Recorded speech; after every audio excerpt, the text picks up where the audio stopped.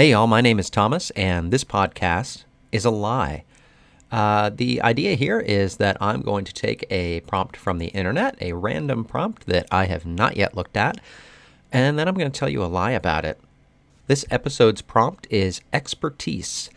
So I have asked for people to give me any subject at all, and I am going to tell you how I am an expert in it, and I'm going to give you all the details. So what I'm going to do is I am going to roll a die and use that die to select the prompt, and then I'll get started. Okay. So, all right. So I have a prompt from my friend Derek. Derek at laserdisc.party. Derek is the manager of the internet's video store and a good friend. So Derek has suggested arm wrestling. So arm wrestling, you know what that is. That's where you put your elbow on a table and you grab somebody's hand, and one of you tries to pin the other one down. It's a feat of strength that you do to, show that you're the strongest. A lot of people think that arm wrestling has been around for a long time, like ancient Greeks or ancient man, right? I mean, it's such a simple thing. Feats of strength have always been a part of human culture, whether that's, wrestling or whatever else.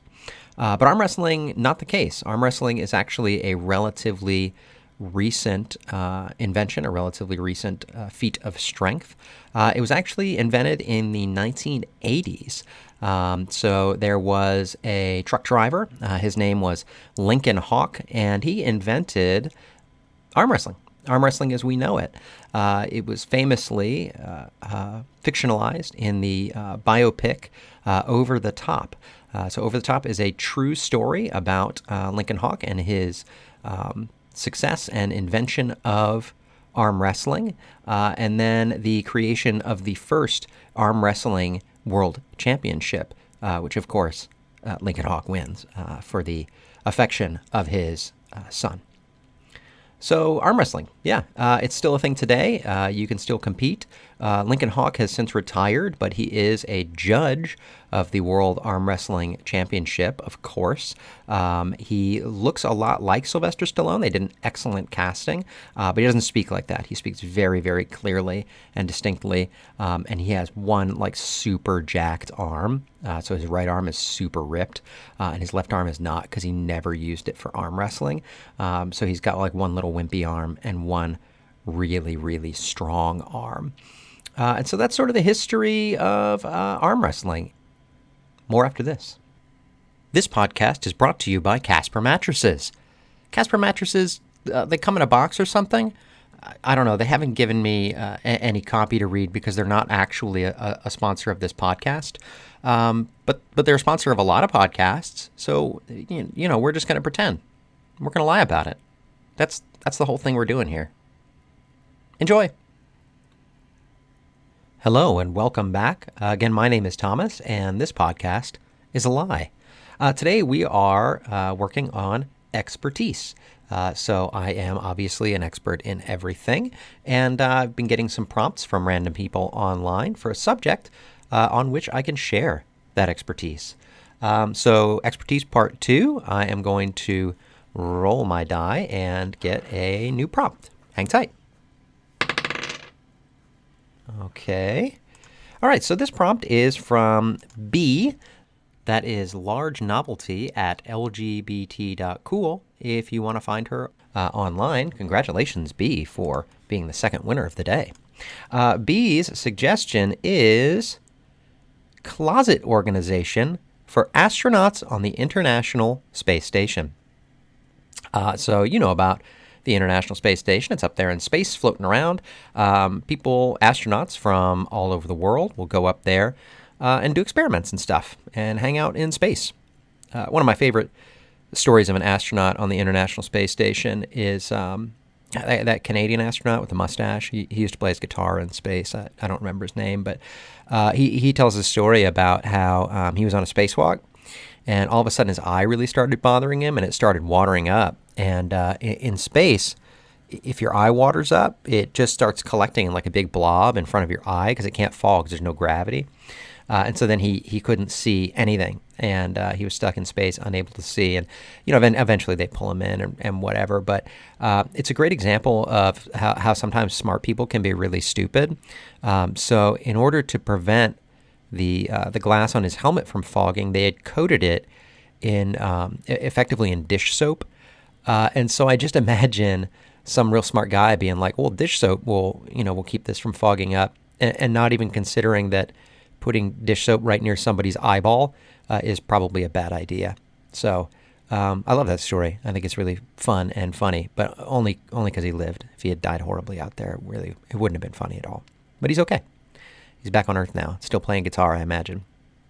So the International Space Station, it's really cramped up there. They don't have a lot of room, and they obviously need a place to store their clothes. Now, you might think, well, they've just got their little astronaut suit and, maybe a couple little astronaut suits. But if you're up there every day doing experiments and stuff like that and wearing your astronaut suit and floating around in space, you also have to exercise every day. Otherwise, your muscles will atrophy. And so they sweat, right? They sweat in those suits and they get real nasty. And so they have to have a lot of clothes up there so that they can keep clean and not get real gross. And they can't wash clothes in the same way that we do. They can't wash them as often.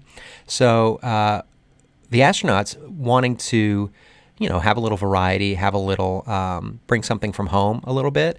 They also have a lot of their personal clothes up there. So they'll have clothes for formal events if they want to have like a nice Christmas dinner or something like that. Enjoy Thanksgiving, teach a Russian what Thanksgiving is or whatever. They also have, they'll have costumes for Halloween. They're up there for a year. They know they're going to be there for Halloween. Why not have a cool, like a space alien mask? That's what I'd go for if I were on the International Space Station. That'd be a fun joke to share with my astronaut friends. So yeah, they have a lot of stuff, and there are going to be several astronauts up there at a time. So what they have to do is they have their teensy tiny little closet space. So they're going to get, those little vacuum bags. They'll get those little vacuum bags and they just put them out in space for a minute because, space is a vacuum.